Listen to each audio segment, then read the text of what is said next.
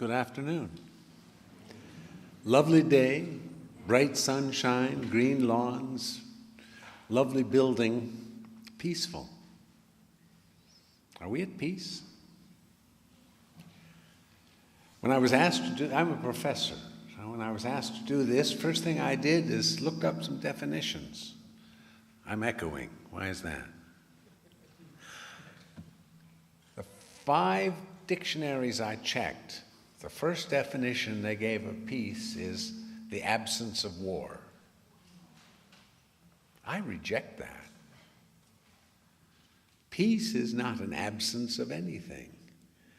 It's an active principle. It's a force of individuals who are working to show compassion, to reach agreements with others so that life can be better for all of them. Try another definition. What does compassion mean? It does not mean somebody on a pedestal looking down and saying, "Oh, what a pity. Those other people are having problems."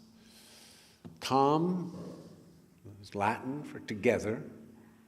The passion, as in the Passion of Christ, is to suffer. Compassion is to feel the suffering of another as your own, to suffer together. If you feel compassion, then you've got the pressure, the desire to make things better. And that effort to make things better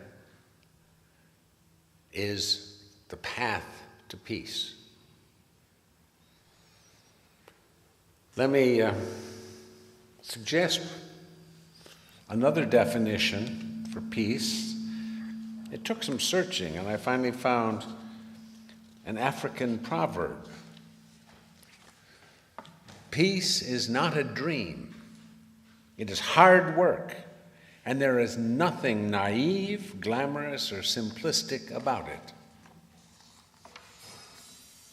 All right? I looked up where the word came from. The root is a Latin word pacisci, to covenant or agree, as in words like pact. Peace is compassionate people who see others' suffering as their own and work hard to reach agreement so that that suffering will be less. Sounds easy, doesn't it? What I'm saying first is that peace is not the absence of war. It's not the business of armies or governments or countries. Peace is a seamless garment. It starts with individuals. It starts with their organizations, their associations. It goes up to their representatives, their governments.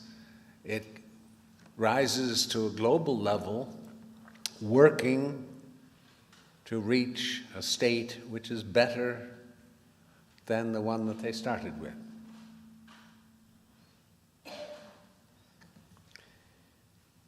It's a result of constant effort by each one of us to avert hostility and the assumptions of hostility on the parts of others, and to substitute efforts to build compassion, to build agreement and cooperation. Now, why is that so difficult? I asked that question of an anthropologist friend of mine, and he gave me an explanation which I find helps me to understand. So let me build a word picture in your mind. Back at the dawn of humanity, pre-civilization, picture a young girl woman alone. Her parents, I don't know, flash flood, a fire, an animal, they're gone. She's alone. She's crouched behind a boulder picking mushrooms. And suddenly she hears voices. And she looks around the boulder and she sees two young men. What's her reaction? I say there are two reactions. One is fear. They can hurt me.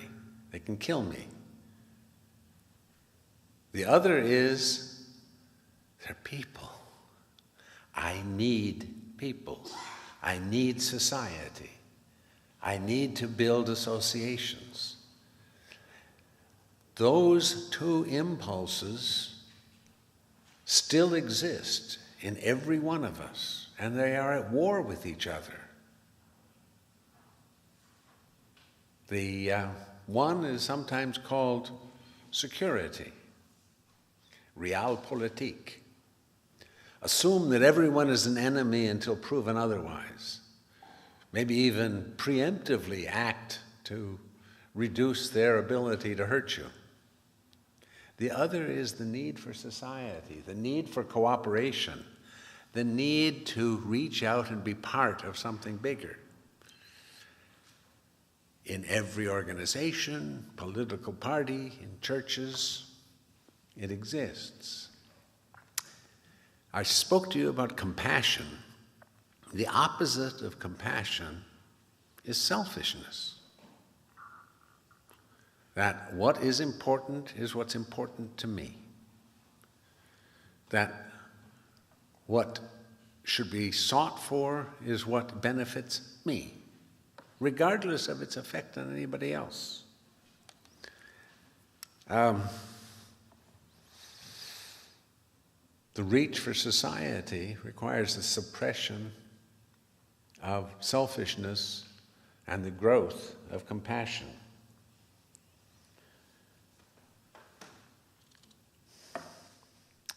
On this peaceful afternoon, can we say that we are at peace when babies are being killed with bullets through windows and bullets into strollers? Can we say that we're at peace when people are in the United States and all over the world are dying of neglect and hunger? Can we say we're at peace when our elected representatives are defunding childcare and education in order to pay for weapons? Can we say that we're at peace when we're 3 days away from commemorating the fall of the Twin Towers in New York? Can we say we're at peace when over 400 children died of poison gas in Syria? And it appears that the only response that our elected representatives can think of is a military strike that will kill even more people. I don't think so. We're not at peace. We may never be at peace, but we can get closer to it.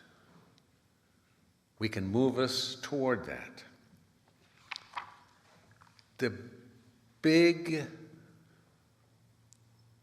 issue, the big obstacle for us moving toward peace is another very human characteristic.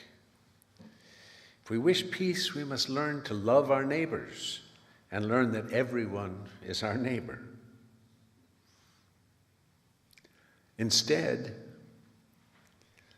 we try to form ourselves into tight little groups and saying, we're right. Anybody who isn't us is therefore wrong. We build our societies with walls around them and use our fear to keep away everyone outside of the wall. If we want to act for peace, as a seamless garment. It starts with each one of us. When we meet people on the street, do we smile or do we avoid them, particularly if they don't look like us?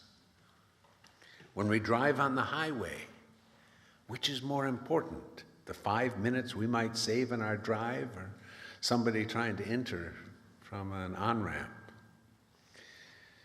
When we vote on local, state, and national issues, are we looking to find solutions that reduce the suffering of everyone, or are we looking to advance our interests? What organizations do we belong to? Probably everybody here belongs to at least one peace organization. But what about all the other organizations? Do we support organizations that are working against peace because they also work to get us, a better salary or support our interests in a lobby? The United Nations was created to advance peace. What are we doing as individuals to promote the United Nations? We can look at it and say it's not perfect, and we're right, it's not perfect. However, are we perfect? It's the best and biggest institution that is dedicated to trying to promote peace on a global basis. What are we doing to support it? This is sometimes called the social compact, where we give up some of our privilege so that everybody in the society has a better chance at satisfying basic needs. How wide should the social compact be? I would suggest that we start with our neighbors and remember that everyone is our neighbor. We act against peace when our wishes and needs and belief become more important than anybody else's. When we fight for something we want, regardless of how it hurts others. When we're too lazy to study the facts, but fight for our side, our party, our union, our company, because we want to be on the winning side. When we make unfriendly assumptions about other groups, people we don't know. When we claim that our way, our church, our religion, our politics, our country is the only right way. Everybody's way is the right way. That's what compassion means. Do you vote? Do you vote for representatives that are working for agreement?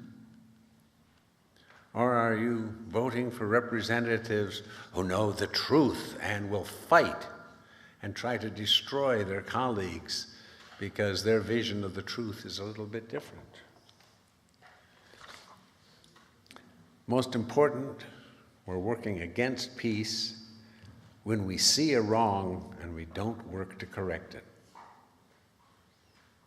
It doesn't affect us. We act for peace, and this is what I'm calling on you to do today, when we become troublemakers, when we rock the boat, when we destroy complacency, when we confront people with wrongs. A few days ago, we celebrated a famous speech by Martin Luther King, Jr. He's hailed as a peacemaker. He should also be hailed, perhaps more importantly, as a troublemaker. He broke laws. He upset people in order to reduce the sufferings of others. That's what a peacemaker does. That's true of all of them. Franklin Delano Roosevelt was a troublemaker. Mohandas Gandhi was a troublemaker. The original Martin Luther. Jesus Christ was a troublemaker. You need to become troublemakers. You need to be troubled when you see suffering, and you need to take action to end that suffering. It's hard work to see others who look different and see them as equal beings with equal rights and needs as important as our own. We make assumptions about other groups, that because they are different, they are somehow less than we are. The founders of our country declared that the English were devils. Today, we celebrate the birth of baby Prince George. In World War II, we were taught that the Huns and the Japs were beasts. Today, Germany and Japan are staunch allies, major trade partners. Germans and Japanese are our fellow citizens. Today, you'll hear voices that call on us, for example, to fear Muslims or fear China as fearsome enemies. If we wish peace, we must drown out those voices with our own cries, saying, these are our neighbors. We must seek a means of living together as neighbors. Hard work, yes. But I believe that moving toward peace is not only possible, but probable. If we make a commitment in our personal lives, in our memberships, in our organizations, in our causes, peace is even likely. And I can tell you, the one method that is guaranteed to bring peace. It was perhaps best said by President Abraham Lincoln. The only way to destroy an enemy is to make him a friend.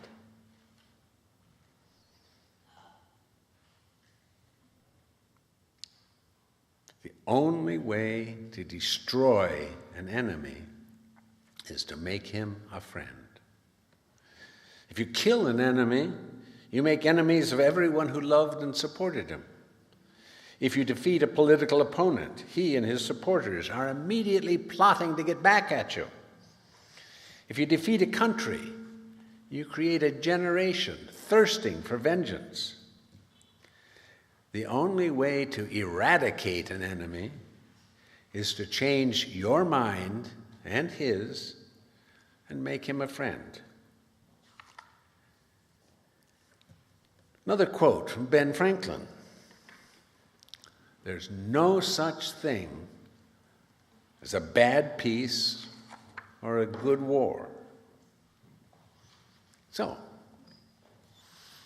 as imperfect as it is, what are you doing to create peace in your family, in your community, in your politics and workplace and church and country, and in the world? Whatever it is, it's going to be hard work. So let's get started. The Jewish Bible tells us to beat our swords into plowshares. That is, destroy our enemies, destroy our weapons and convert them into tools with which we can build prosperity. I'm calling on you to destroy your enemies by turning them into friends and neighbors who can build prosperity with you. How do you plan to start this? Thank you very much.